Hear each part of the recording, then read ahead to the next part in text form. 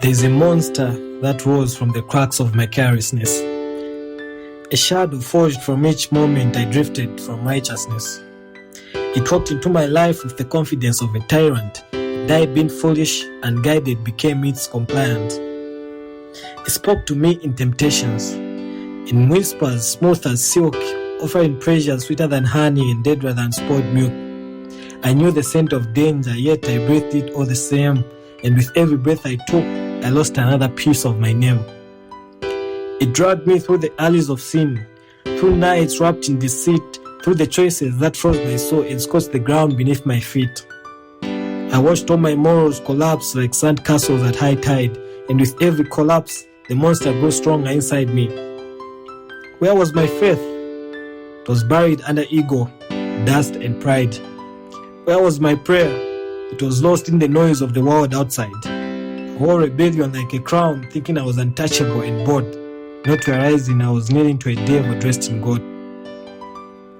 My spirit decayed slowly, quietly, until the pain felt numb, until the only voice I heard was the one telling me I would succumb. I walked further into darkness, each step a betrayal of my past, chasing illusions that broke me, illusions never meant to last. My parents' love, once warm as sunrise, became a distant star.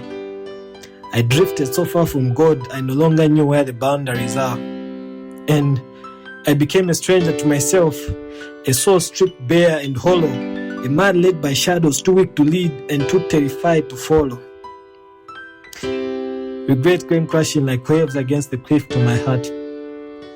Not gentle, not healing, but tearing everything apart.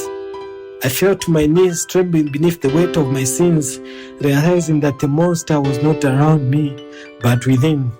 In that suffocating darkness when my hope was gone, I whispered a prayer. It was small and broken. I didn't expect forgiveness, didn't expect light to descend, but God hears even the whispers that sinners barely send. A spark, faint and fragile, flickered inside my chest. Not redemption yet, just a reminder that I had once been blessed.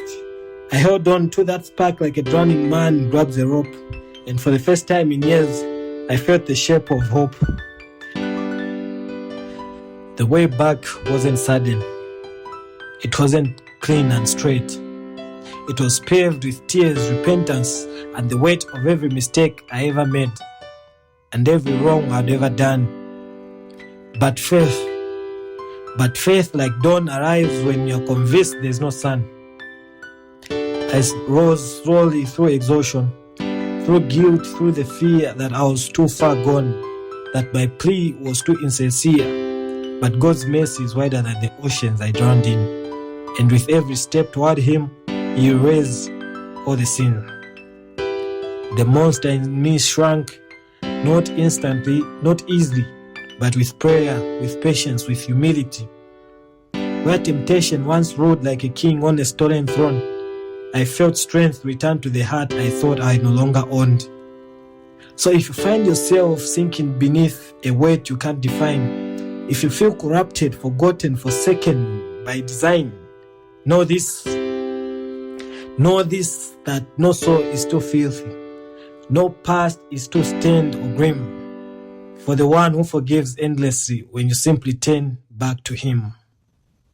His mercy lifted me from the grave I had dug with my own hands, gave me breath where I had choked, gave me ground where I had no stands.